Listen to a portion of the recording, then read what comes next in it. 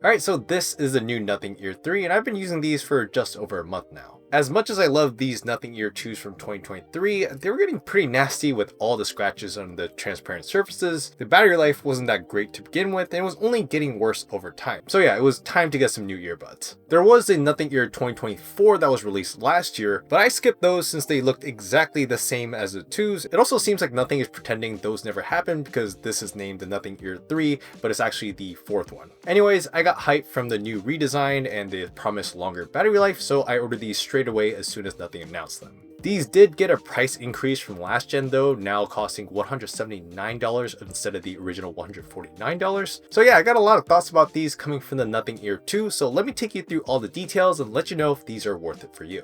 Now the overall design of the Nothing Ear 3 is really unchanged from the Nothing Ear 2 with the exact same size and shape. But these new matte metal details make it look sleeker and more modernized versus the Ear 2. This also makes it feel more premium and less plasticky, and since there is less of the transparent plastic, you'll also see much less smudging or scratches, which is an improvement. So even though this is a more modernized look, I feel like it loses some of the original Nothing charm because a lot of the transparency is gone, especially on the bottom part. It's even more noticeable when you look at these from the side, especially with that big button right there that seems a little bit out of place. So the IP rating for the charging case itself did get a slight downgrade from IP55 to IP54 on the Nothing Ear 3, but overall though, I am satisfied with this design update for the Nothing Ear 3, and I think this whole package looks great. But even though I do like the metal accents on the charging case itself, on the buds, I'm actually not the biggest fan of these metal accents. It used to be a simple 2-tone design, now it's a 3-tone and looks a little tackier, so I do prefer the older design for the buds themselves. Anyways, for comfort and fit, I feel like these feel almost exactly the same as the Nothing Ear 2, even though there are a few millimeter differences. So they're decently comfortable for long periods of time, but like most other earbuds, they'll get uncomfortable if you're sitting back on a chair or resting your head on a pillow where there's something to push back on your ears. The only real design criticism I have about these buds is that even with the biggest ear tip sizes, it doesn't completely seal your ears that well, so they don't seem to give you that natural noise cancellation that comes with the design itself. But if you don't like the feeling of these completely clogging your ears like some other earbuds do, this might actually be an advantage. So in terms of what these earbuds can do, these cover all the features that they're supposed to do at this price range. They support Bluetooth 5.4, LDAC, low lag mode, and the companion Nothing X app is still the best earbuds companion app I've ever used. The UI is super smooth to navigate, it works really well for both Android and iOS, and in terms of just connectivity, the buds connect instantly and never had any issues with pairing. It really feels like a native app for all the different devices I have. And unlike the Nothing Ear 2, which did have some connection issues in the beginning, especially with LDAC mode, I didn't have any connection issues here. There's no audio cutting in and out when I'm commuting, so it's a really good experience here. And of course, on the app itself, it's got EQ presets and custom EQs are really easy to adjust. Dual connection is super easy to manage all your different devices, including laptops and tablets. And you can easily visually customize your pinch controls, which is super helpful. Now, besides the unique design and the super polished companion app, the biggest advantage to Nothing earbuds is the pinch controls.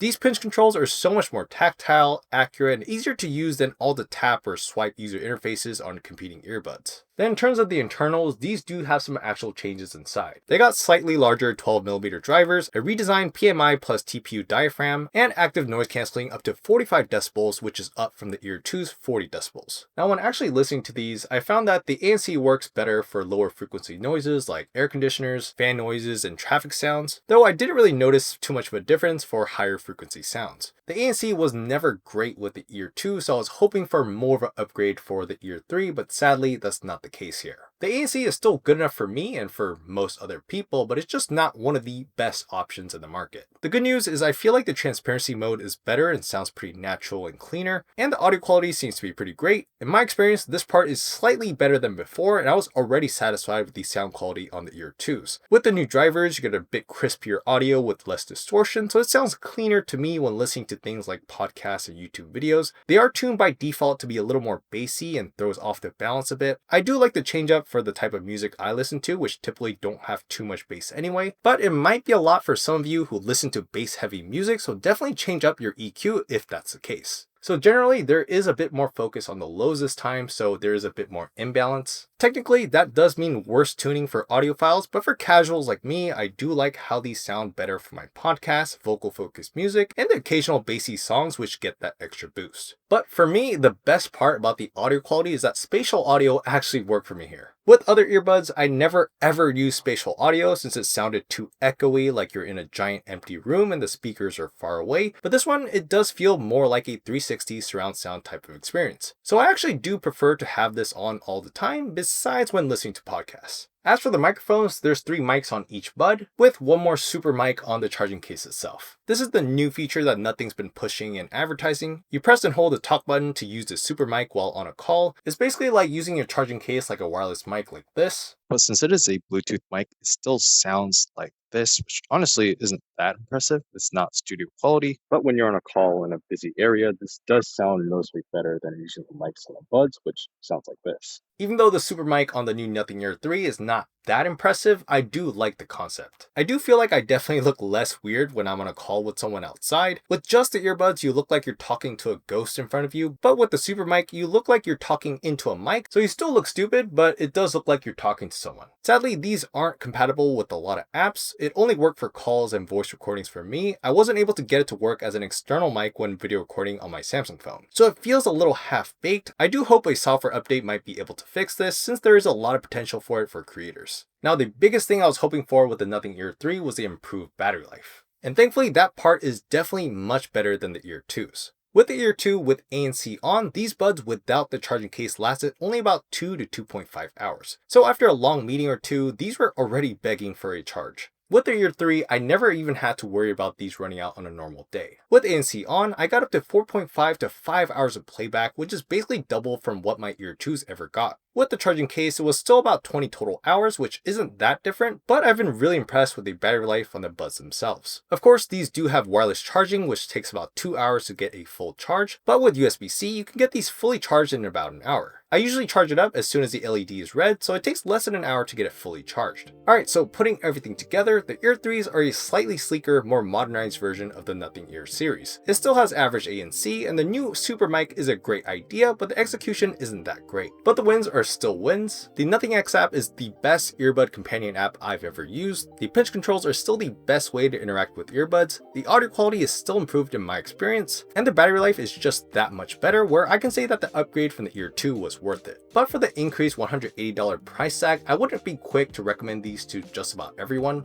There are a lot of better ANC earbuds you can get once you enter the $200 or more club. But if you're not too big on the design and you're more focused on ANC and sound quality, I would look at the higher end market for options from Sony and Apple. Alright, that's basically all my thoughts on these. Let me know what earbuds you have right now and if you have any plans on upgrading. Make sure to subscribe to the channel for more videos like this, and I'll see you guys on the next video.